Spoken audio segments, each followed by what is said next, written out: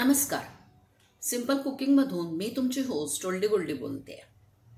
आज आपण एक असा पदार्थ करणार आहोत. गोड आहे तो, ठीक आहे, पण हा पदार्थ आहे रागीचं पीठ, ज्वारीचं पीठ आणि बेसन यांचा शिरा. आपण गुळ घालून हा शिरा करतोय. तर चला मग बघू, किचनमध्ये जाऊया. मी कढई आधीच गॅसवर ठेवली आहे आणि आता मी गॅस लावते. ॲक्च्युली असं आहे की प्रत्येक वेळेस आपण तिखटच पदार्थ करतो. बहुतेकदा एखाद्यास मी गोड सांगते, पण हा जो पदार्थ आहे ना, हा इतका पौष्टिक आहे उन्हाळ्याच्या दृष्टीने. तर हे जे माझं भांडं आहे हे आहे 60 ग्रॅमचं. याने मी 1 कप ज्वारीचं पीठ, 1 कप रागीचं पीठ आणि 1 कप बेसन असं मोजून घेतलेलं. मी याच्यात तूप वगैरे काहीही टाकलेलं नाही आहे. मी आधी हे कोरडंच भाजून घेणार, व्यवस्थित. खूप कोरडं भाजून घ्यायचं, म्हणजे काय, तूप आपल्याला याला कमी लागतं. जिमला जाणारी मुलं, जे लोक डाएट पाळतात ते, आणि म्हातारे कोतारे मुलं, सगळ्यांसाठीच हा पौष्टिक आहे. तुम्ही खाल्ला तरी चालतो, असं काहीच नाही.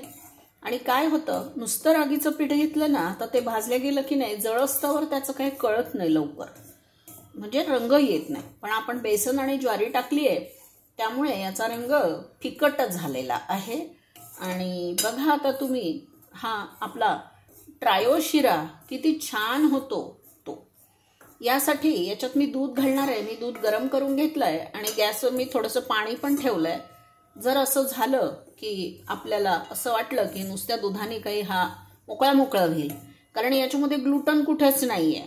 साधारणपणे आपण कणकीचा शिरा करतो, रव्याचा शिरा करतो, तर त्याच्यामध्ये कसं थोडंसं चिकटपणा असतो, त्यामुळे ते पकडून ठेवतं. हे सगळ्या याच्या कणांचा विग्रह होतो.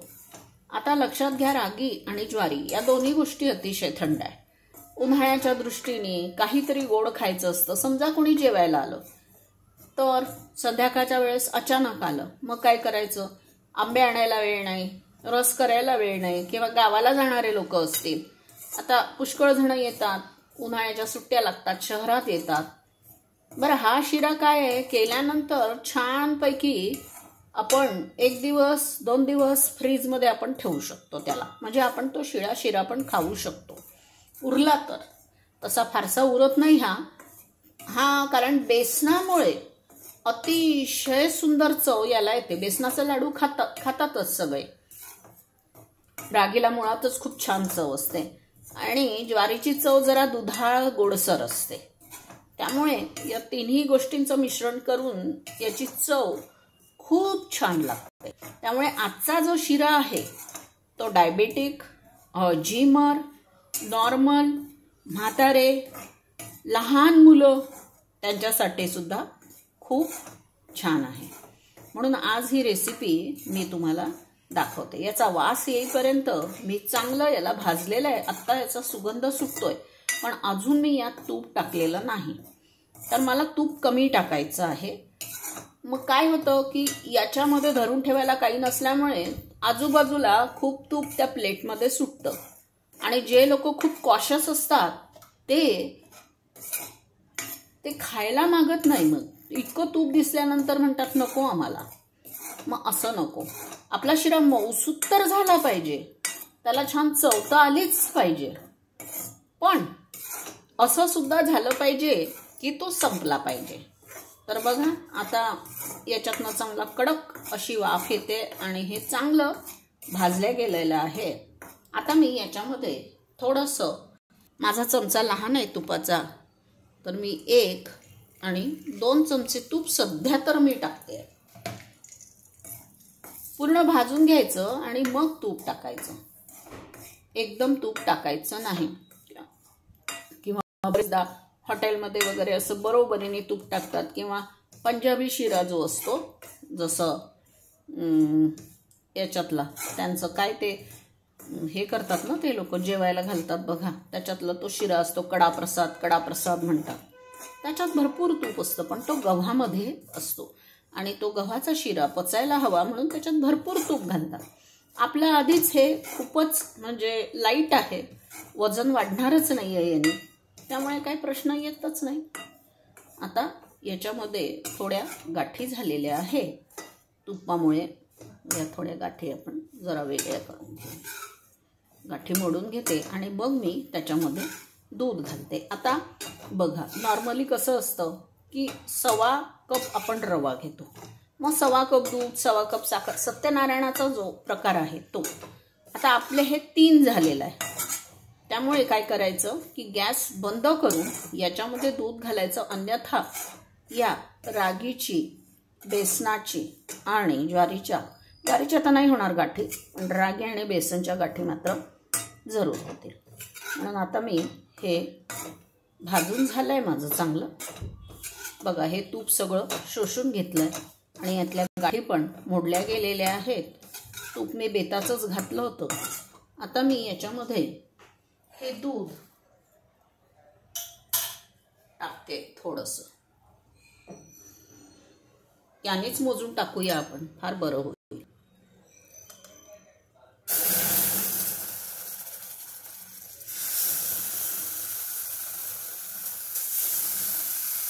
तीन कप दूध मी मोजून घेतलंय. आपल्याला वाटलं तर आपण मग त्याच्यामध्ये पाणी पण टाकू शकतो. आपल्याला वाटलं की गाठी होत आहेत तर मग पाणी टाकू शकतो. पण दुधात केला तर खूप चांगला लागतो हा. आता हा मी गॅस बंद करते आणि पुन्हा एकदा यात दूध टाकते. म्हणजे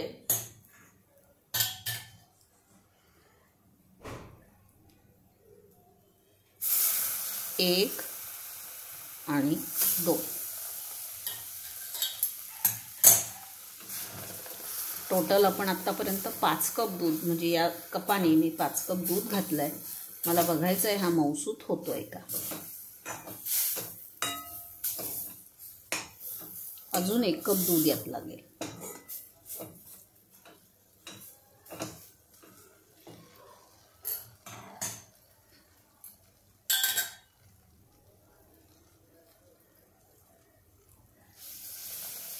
एक कप दूध मी याच्यामध्ये घातलेलं आहे.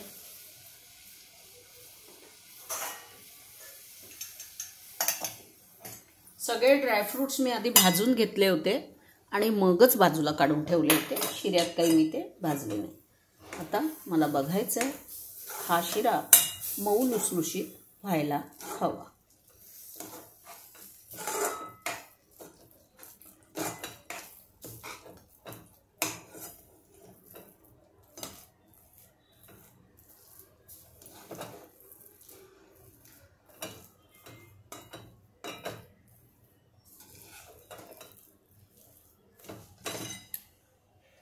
यात मी थोडंसं पाणी गरम करून घालते आणि शिऱ्यामध्ये तूप आपण खूपच कमी घातलं होतं, त्यामुळे आता याच्यामध्ये आपण तूप घालूया. एक कढईखाली मी गॅस लावला आहे.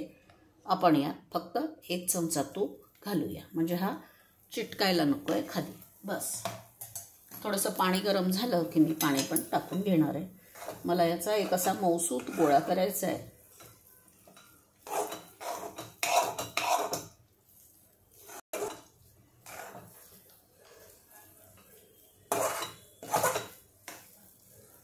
मस्त वास आलाय दूध टाकल्याबरोबर याचा.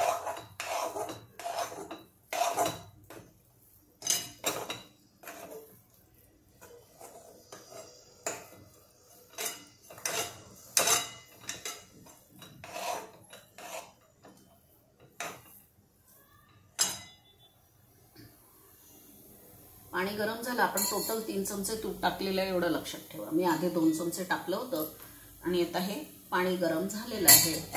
आता मी 3 चमचे दूध यात टाकलं होतं.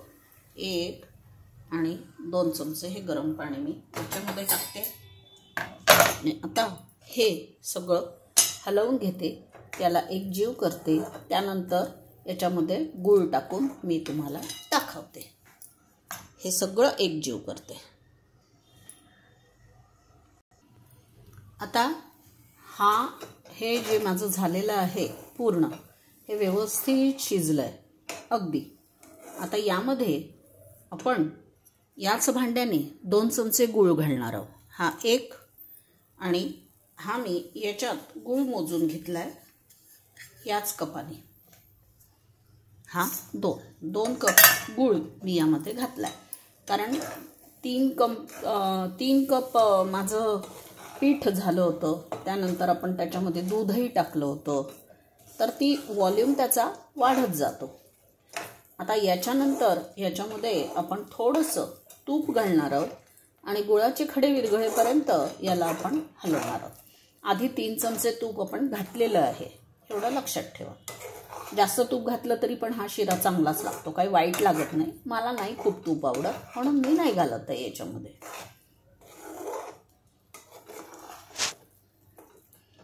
आणि हा आता या शिराचा छान वास सुटला आहे सगळीकडे, कारण आपण खूप छान भाजलं होतं त्याला. आणि हा थंड झाल्यावर ज्वारीचं पीठ याच्यामध्ये असल्यामुळे आणि बेसन असल्यामुळे हे अगदी आळून येतं. आता याच्यामध्ये मी हे थोडेसे ड्रायफ्रूट्स टाकते.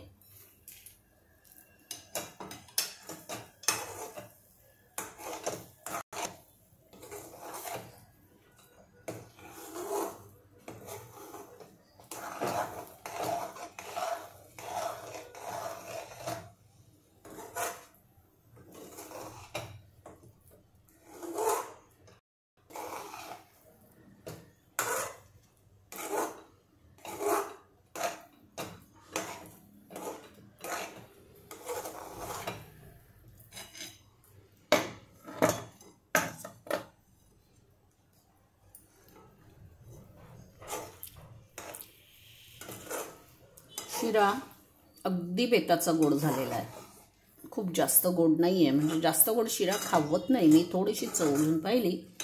आता मी याच्यामध्ये 1 चमचा तूप हे तुमच्यासमोर वरून टाकत आहे आणि याच्यावर आता आपण झाकण ठेवून देऊ.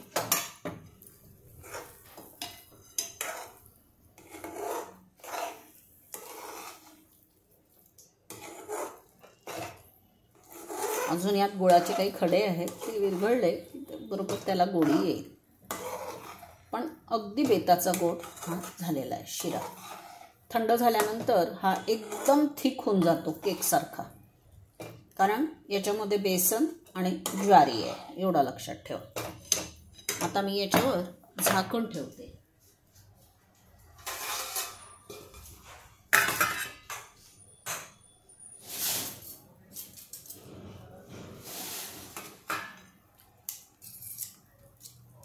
बघा आपला शिरा आता साईडनी तूप सोडतोय.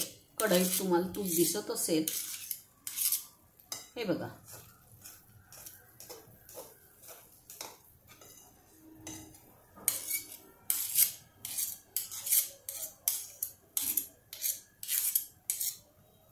दोनच मिनिटं मी झाकण ठेवणार आहे.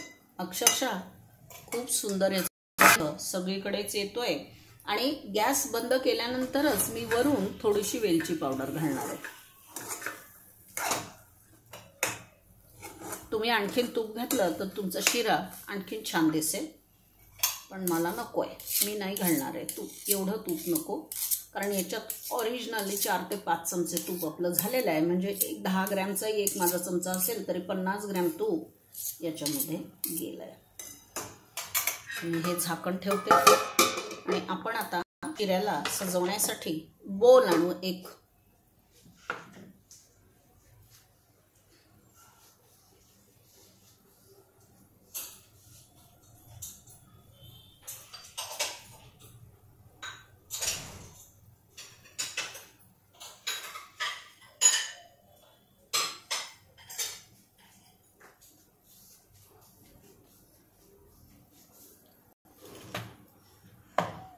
साऊथ इंडियामध्ये जेव्हा शिरा करतात तेव्हा त्याच्यामध्ये ओला नारळ पण घालतात.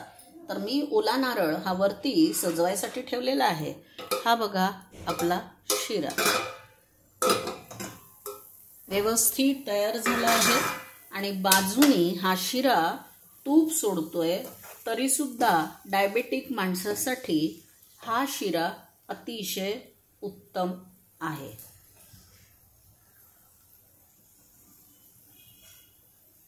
हा शिरा फ्रीजमध्ये डब्यात भरून ठेवायचा. जेव्हा खायचंय तेव्हा तुम्ही गरम केला तरी पण तो दूध घालून गरम करायचा.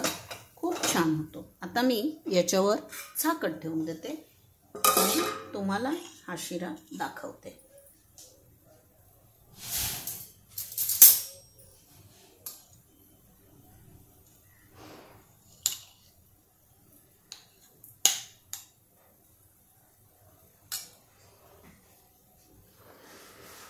बघा, हा आपला शिरा तयार झालेला आहे. आता याच्यावर आपण थोडंसं ओलं खोबरं घालूया, शिरा चांगला दिसावा म्हणून. थोडी वेलची पावडर,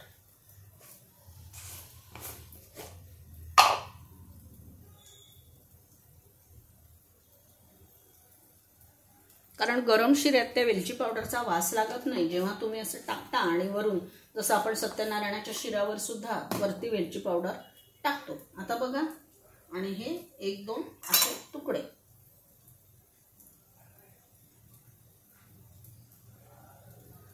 अतिशय नरम लुसलुशीत हा शिरा झालेला आहे.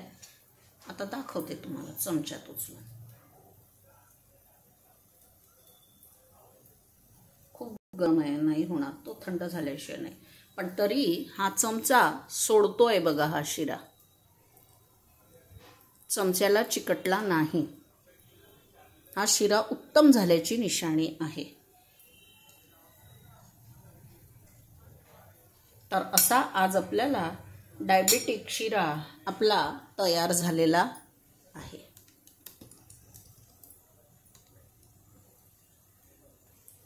तुम्हाला जर माझी ही रेसिपी आवडली असेल तर माझ्या चॅनलला लाईक, सबस्क्राईब, शेअर आणि कॉमेंट जरूर करा. अतिशय उत्तम असा हा शिरा लागतो चवीला. अगदी आपण कडा प्रसाद खातो ना त्या पंजाबी लोकांच्या देवळात जाऊन, तसा हा लागतो. खूप छान लागतो. मुख्य म्हणजे अतिशय पौष्टिक आहे. पोटाला थंड, पौष्टिक आणि कितीही खा, अजिबात बाधणार नाही. जिमर लोकांनाही तुम्ही हे देऊ शकता. ज्या पोरी डाएट करतात, आमचं पोट सुटतंय, आम्हाला नाही खायचं, पण ती गोड खाण्याची इच्छा मारण्यापेक्षा असं जर करून खाल्लं तर केव्हा पण छानच लागेल. धन्यवाद. माझा नेहमीचा फंडा, बनाइए, खाइए, खिलाइए और आपकी ओल्डी गोल्डी को अच्छी कमेंट्स जरूर भेजिए. धन्यवाद तुम्ही माझी रेसिपी पाहिल्याबद्दल.